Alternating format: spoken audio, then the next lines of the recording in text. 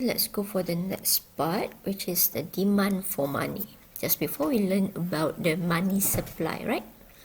We have M1, M2, M3. Now let's go for money demand. Okay, so money supply tu bank negara lah yang supplykan money for us. This is us asking the money, the demand for money. So according to Keynes, okay, this is Keynesian lah, orang yang buat teori ekonomi ni. There are three motives of demand for money. Why people wants to hold money? The first one is transactionary motives. Second one is precautionary motive, and the last one is speculative motive. Okay, kita tengok the first one, transactionary. Transaction, okay, it's basically for you to buy something, to purchase something. People hold money to buy goods and services or having business transaction. Okay, so kita akan panggil dia sebagai MT. M tu money demand. T tu maksudnya for transactionary motives. This expenditure will depends on the amount of disposable income. Daripada income bersih kita lah, income yang lepas dah tolak semua cukai termasuk income tax. Sekiranya our disposable income increases, money demand for transactionary motive kita akan increases, vice versa. Lagi tinggi pendapatan kita, lagi tinggilah kita nak guna untuk berbelanja. Okay, so in terms of the diagram, what do you think? It will be drawing and upward sloping. Okay, so put here, kat sini aku letak empty,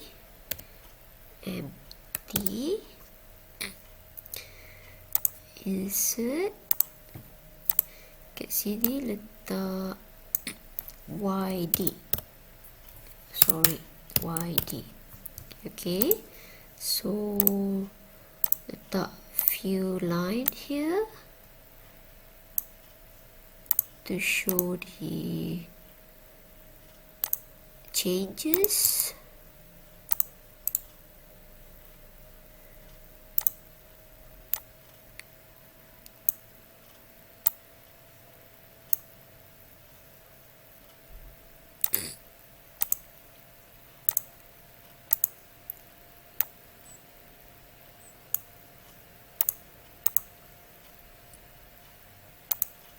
Okay,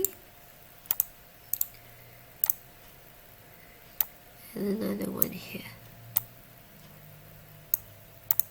Okay, so it will be upward sloping lah sebab dia positif. So nak bagi tunjuk lagi clear, put the figure. So YD awak, for example, pertama income awak 1,500, so meningkat kepada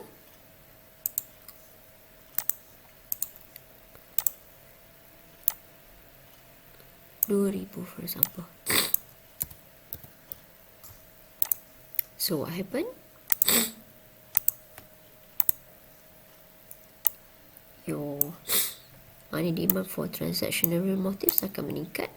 Asalnya masih 1,500, you spend 900 ringgit.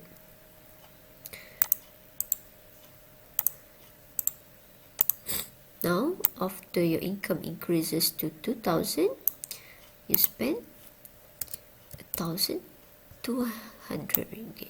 Macam itulah, plus minus. So, as the income increases,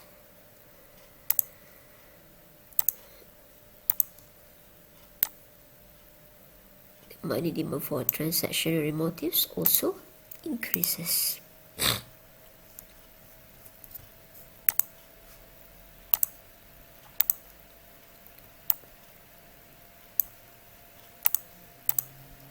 Okay, it's positive relationship.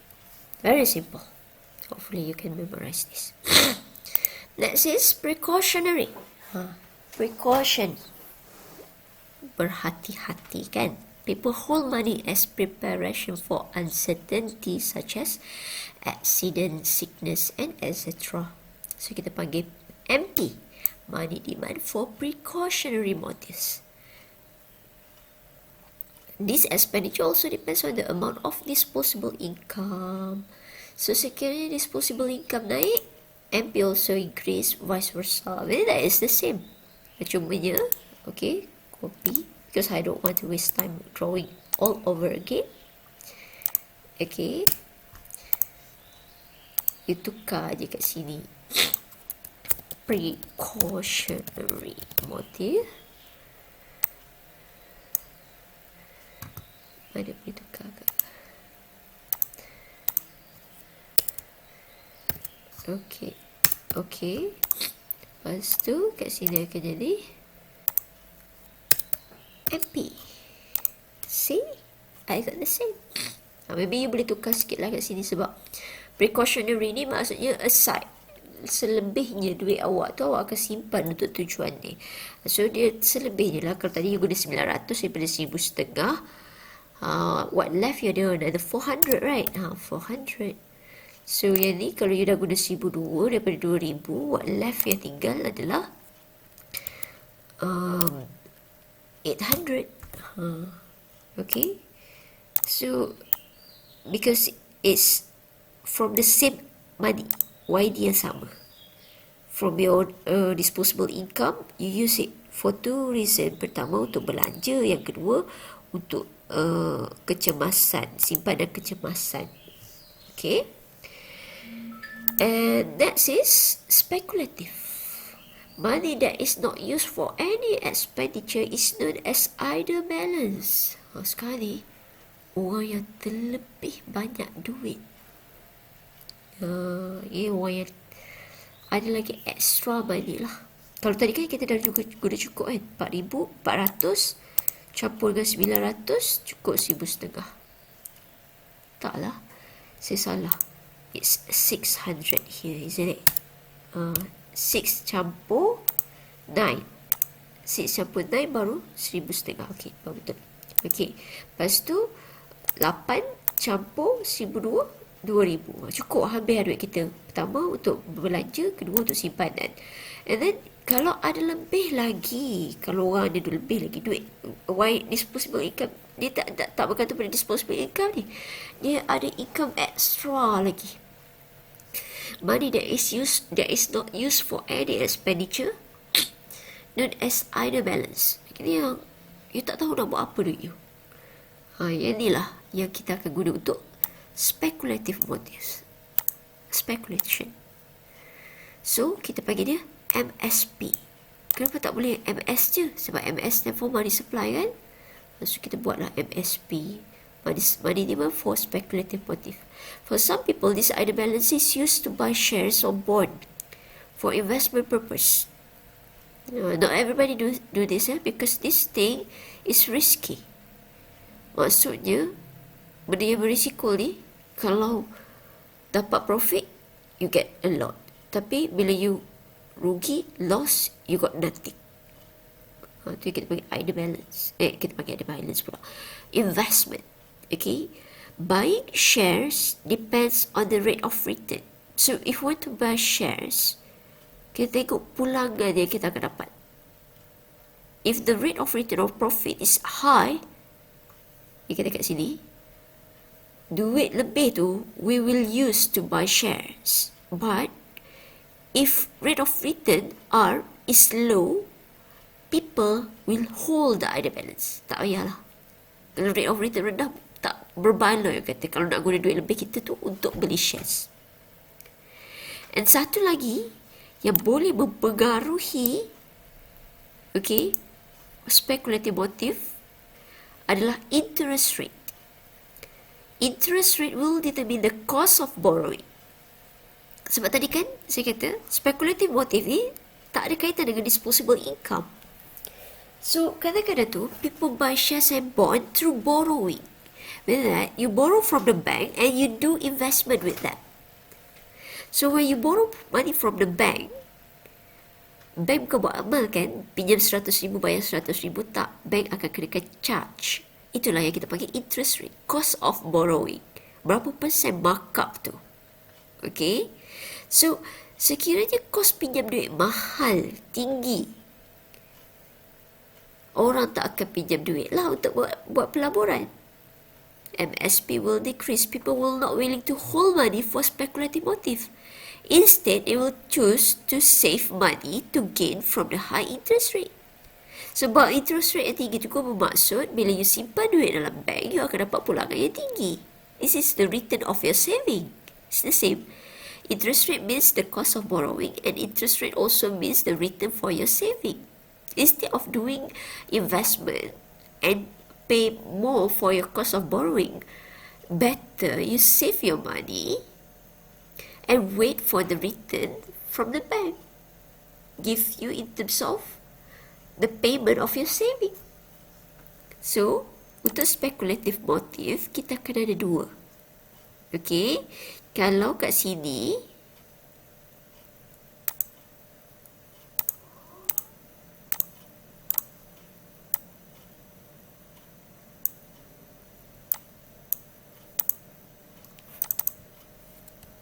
MSP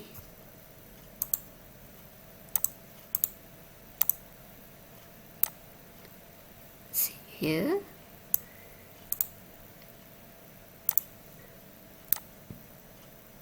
pertama R, which is the rate of return.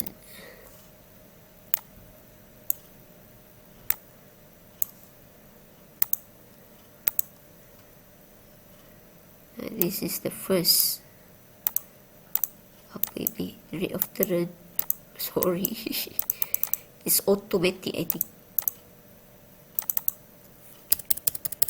Return. I have caps lock on. Wait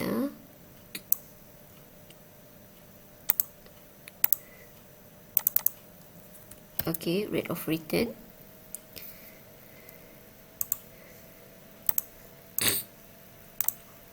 And another one is I, which is interest rate. Okay, so rate of return has a positive relationship, meaning that if the rate of return increases, MSP will increase. While for the interest rate, it has a negative relationship. If the interest rate is high, the MSP will decrease.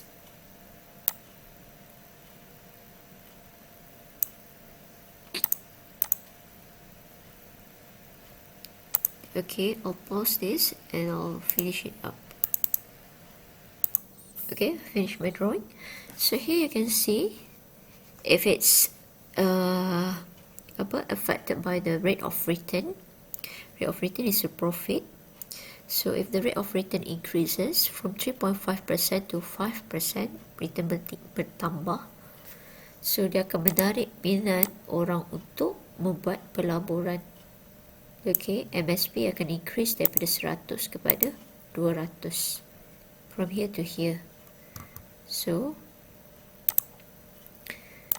akan ada peningkatan sekiranya rate of return increases. What happened here? What did I do? Okay. MSP also will increase. Okay. While if it's the determinant is interest rate is the cost of borrowing. Okay, this is the bebanan to the borrower. Kos pinjam duit makin meningkat semasa kos rendah, which is 4%, orang nak pinjam 200 untuk buat pelaburan. Tapi bila kos meningkat, kos pinjam duit meningkat kepada 6%, orang akan kurangkan jumlah pinjaman untuk buat pelaburan kepada 100. So here it shows that if the cost of borrowing or interest rate increases, the MSP will decrease. So they have a negative relationship here. Okay, so this type of question will come out in the essay part. Okay, so kalau nak tengok soalan dia, bahagian essay lah. Using appropriate diagrams, explain 3 motives of holding money according to the Keynes theory. 10 marks. So make sure you draw all the diagram, explain everything like in the slide. It's enough. Explain everything like slide. First mention transactionary motive. This is the explanation. This is the diagram. Precautionary explanation, diagram. Speculative explanation, diagram. So for speculative, you can choose either one. If you have free time, you want to draw both, you can. Okay, so macam mana pembahagian untuk 10 marks? You mention dulu there are 3 types of motive of holding money, which is transactionary, precautionary, and speculative. You will have 1 mark. And then untuk transactionary, the whole explanation, the explanation with the diagram, 1 mark, explanation 2 marks. Maksudnya, every motive 3 marks. 3, 3, 3, 9 plus 1. So it's 10. So this is the question. So basically, this is the same question, kecuali this one lah. Yang ni sebab function of commercial bank. This kali kan saya tak cut yang ni. So this question is also the same. You may try, please try. Okay, you can also try this. Discuss 4 function of Bank Negara Malaysia as the central bank. I already mentioned to you the pages. It is page 375. 373. Okay, and then you may also try to do the essay for question 3, the function of money. Please do not confuse it with the qualities of money. This is the function of money. Normally, student confuse bila kita minta function, dia bagi qualities ataupun dia bagi types. Be careful kita ada 3 kat situ. Types of money, qualities of money, function of money. Slow sikit. Okay, and then briefly explain 4 Islamic financial product. This one also I won't explain in the diagram in the video. You can read on your own because everything is already in the textbook. If you don't have your textbook, please ask me to snap. Okay, this one, the answer in page 386. Start page 386 until page 389. So until page 390. So this question goes for essay question also. Alright, define M1 money supply and explain how commercial bank can increase the money supply in the economy through the process of credit creation. And not yet, I'll explain this in part 3. Explain 4 types of money. So types of money is this one here, commodity money. You need to explain what does it means by this. Explanation is also in the textbook. Elaborate 4 function of commercial bank. Okay, function of commercial bank. This one in your textbook, page 379. Okay, so that's it here. You need to try.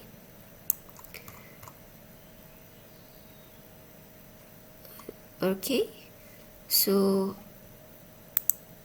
that's it.